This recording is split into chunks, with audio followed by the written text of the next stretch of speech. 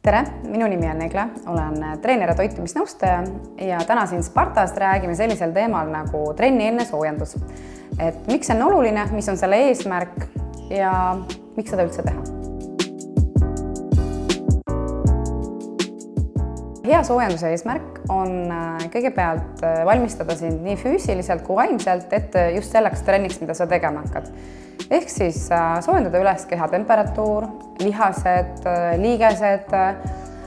Samamoodi oluline on, et see soojendus valmistaks ette sinu hormonaalsüsteemi ja kesknärvisüsteemi selleks konkreetseks treeninguks, mis on siis sul eesmärgiks. Hea soojendus loomulikult vähendab vigastuste ohtu ja tegelikult see, kuidas sa alustad seda treeningut soojendusega, see dikteerib ära, milline saab olema sinu treening, et sinu trenni sooritus ja lõpuks ka lõppeesmärgile jõudmine. See on dikteeritud selle soojenduse poolt, mida sa teed, et kindlasti on see väga oluline nii vigastuste vältimiseks kui ka tegelikult sinu lõpptulemuse saavutamiseks. Soojenduse pikkus siis kindlasti ei peaks olema liiga pikk, et keskmine pikkus on 10 minutit ja kui ta läheb liiga pikaks, siis juba sinu trenni sooritus kannatab selle all, et meil on nagu oma kindel nii-öelda aeg, kus me suudame maksimaalpingutust teha ja see võiks jääda sinu trenni jaoks.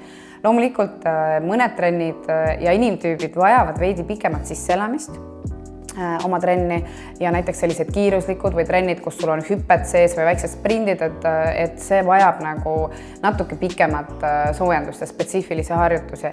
Aga selline keskmine soojendus tegelikult ei peaks minema üle 10 minuti. Ja toome näiteks näite, et mul on ees jalapäev, ma vaatan treeningkavas, mis on see põhiharjutus, oletame, et on kükk, et siis ma teen ka veidi kergema raskusega, samas tempos, mida ma teen pärast põhiseeriat, siis soojenduseks 1-2 seeriat ka, et minu nii-öelda aju, kesknärvisüsteem saaks aru, mida me siis suure raskusega tegema hakkama. Et ta on valmis selleks, et ma ei jookse jooksulindilt, võta maksimaalraskust ja ei hakka tegema.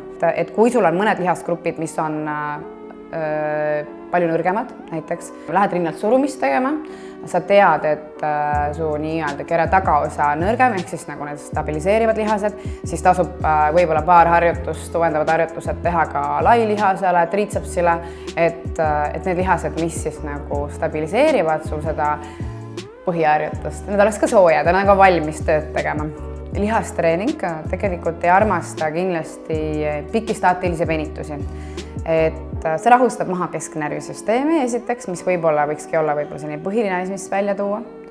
Ja ka trenni järgselt, kuigi me räägime soojendusest, et sellised väga pikad, sellised pikad rahulikud venitused otse peale lihastrenni ei ole ka head, et üks põhjus on seesama kesknärvisüsteem on meil väga ärev ja ta tegelikult ei lasegi kehal nii-öelda nagu vabaks ja nendel venitustel toimida nii nagu vaja on, et keskmine vahe lihastreeninguga sellistel pikkadel rahulikel venitustel võiks olla tegelikult 6 tundi. Et me oleme kõik erinevad, mõni saab parem teha, mõni hiljem, aga 6 tundi on selline keskmine aeg.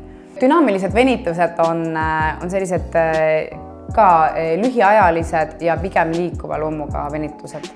Et mitte sellised pikad staatilised, kus me hoiame nagu pikalt ühte asendit.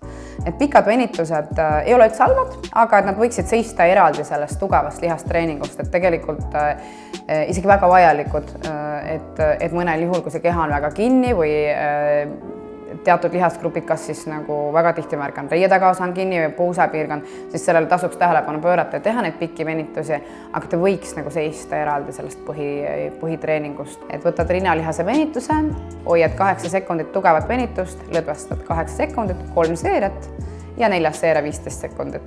Hoiad uuesti 8 sekundit.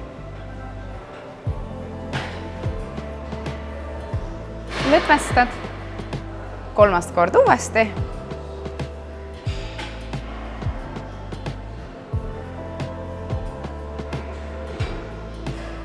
Lõdvestad ja viimane seeria on 15 sekundit tugev venitus.